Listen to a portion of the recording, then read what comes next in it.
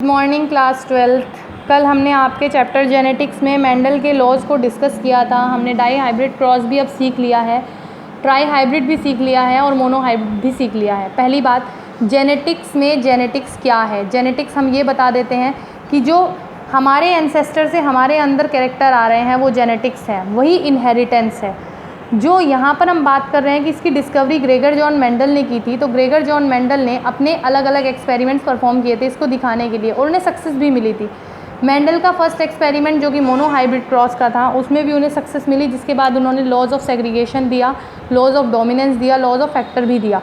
फिर इन्होंने अपना सेकेंड एक्सपेरिमेंट दिया डाई हाइब्रिड क्रॉस का और ट्राई हाइब्रिड का, जिसमें इन्होंने 2 पेयर ऑफ कंट्रास्टिंग कैरेक्टर लिए थे और 3 पेयर कंट्रास्टिंग कैरेक्टर लिए थे। उसके बाद अब कुछ कंक्लूजन आए, जैसे मेंडल का सेकंड लॉ आया, the law of independent assortment. इस लॉ के अकॉर्डिंग क्या होता है कि जो डिफरेंट कैरेक्टर के एलील्स हैं वो होमोलोगस क्रोमोसोम के अलग अलग लोकेशन पर प्रेजेंट होते हैं। ये एक दूसरे के बिना अलग भी रह सकते हैं। जब गैमीट फॉर्मेशन होता है तो ये एक दूसरे के पास आ जाते हैं और फर्टिलाइजेशन के दौरान ये दोनों ही जाइगोट के अंदर पहुंच जाते हैं, यानी दोनों का कॉम्बिनेशन पहुंच जाता है, अदरवाइज़ ये दोनों एक दूसरे से अलग रहते हैं। अब इसके चीज़ को कंफर्म करने के लिए इन्होंने कुछ क्रॉस परफॉर्म किए, टेस्ट क्रॉस। टेस्ट क्रॉस में क्या होता था कि आपने यहाँ पर एक अननोन जीनोटाइप का इंडिविजुअल लिया और उसकी एक होमोजाइगस रिसेसिव कैरेक्टर वाले इंडिविजुअल के साथ क्रॉसिंग करा दी। तो आप इसे ऐसे भी समझ सकते हैं कि आपने यहाँ पर F1 जनरेशन की रिसेसिव पेरेंट से क्रॉसिंग करा दी। तो इसमें क्या होगा, जो आपका कैपिटल T है वो स्मॉल t से मिल जाएगा, हाइब्रिड टॉल। फिर कैपिटल T स्मॉल t से मिला, हाइब्रिड टॉल। फिर स्मॉल t से मिला, प्योर ड्वार्फ। फिर स्मॉल t से मिला, प्योर ड्वार्फ। यानी 2 ये हैं 2 ये हैं, 1:1 की रेशो आपको मिल गई। 50% तो बने हाइब्रिड टॉल, 50% बने ड्वार्फ। यानी जो फिनोटाइप है और जीनोटाइप है वो दोनों ही रेशो क्या रही, 1:1। फिर आया इनका बैक क्रॉस। बैक क्रॉस में क्या हुआ, ये जेनेटिक क्रॉस जो था वो इन्होंने हाइब्रिड ऑर्गेनिज्म के बीच बनाया था। एक हाइब्रिड लिया और दूसरा डोमिनेंट लिया। अब वो कैसे था, हमने एक लिया कैपिटल T स्मॉल t और एक लिया डोमिनेंट टॉल। अब यहाँ पर आप एक F1 जनरेशन की डोमिनेंट वाले से करा रहे हैं। दोनों में डिफरेंस क्या है, टेस्ट क्रॉस रिसेसिव के साथ होता है और बैक क्रॉस जो होता है वो डोमिनेंट के साथ होता है।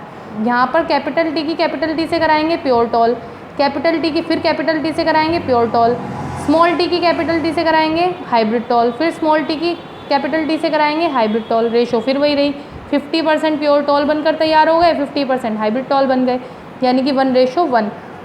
फिर आती है chromosomal theory of inheritance. Mendel के वर्क के बाद ये थ्योरी निकली थी, जिसे बोवरी और सटन ने दिया था। इस थ्योरी के अकॉर्डिंग मेल और फीमेल पेरेंट्स जो होते हैं, जब उनसे यंग वन का बर्थ होता है तो उस दौरान एक स्पर्मेटोजोन और एक ओवम, इनका गैमेट्स के थ्रू पहले प्रोडक्शन होगा। स्पर्मेटोजोन और ओवम के अंदर सभी वो हेरिडिटरी कैरेक्टर होंगे जो पेरेंट्स से उनके बच्चों में आने हैं।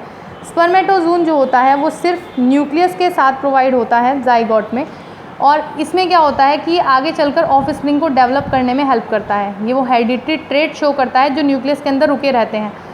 न्यूक्लियस के अंदर जो क्रोमोसोम्स होते हैं वो भी हेरिडिटरी यूनिट्स को कैरी कर लेकर जाते हैं, यानी जीन्स को। सटन ने ये भी सजेस्टेड किया था कि ये जो जीन्स होती हैं ये एक्चुअल फिजिकल हेरिडिटरी यूनिट्स हैं जो क्रोमोसोम पर लीनियर ऑर्डर में लगी रहती हैं। जैसे माला के अंदर मोती, ऐसे ये सीधी लगी रहती हैं, क्योंकि यहाँ 2 क्रोमोसोम्स हैं सोमेटिक और डिप्लॉइड सेल्स के, और 2 जीन्स हैं हर टाइप के।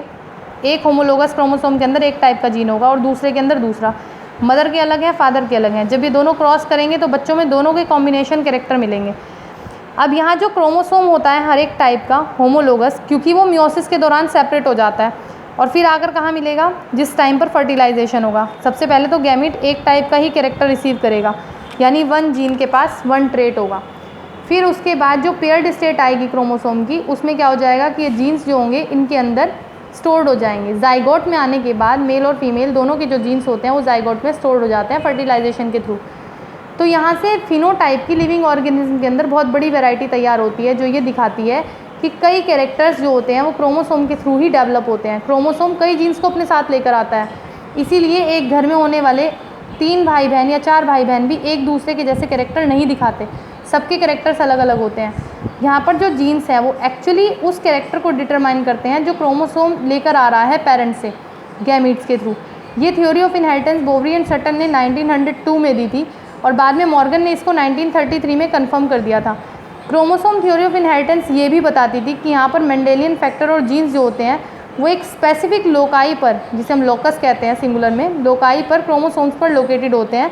और क्रोमोसोम जो है वो यहाँ पर एक दूसरे से अलग हो जाते हैं, इंडिपेंडेंटली असॉर्ट रहते हैं मियोसिस के दौरान, और फिर आकर आपस में कब जुड़ते हैं, जब फर्टिलाइजेशन होता है और जाइगोट बनता है। इस थ्योरी को और साइटोलॉजी और जेनेटिक्स को एक साथ मिलाकर कहा गया साइटोजेनेटिक्स। आप देख सकते हो कि ये दोनों होमोलोगस क्रोमोसोम हैं, ये एलील का लोकस है, ये सेंट्रोमियर है, और ये क्रोमेटिड्स हैं।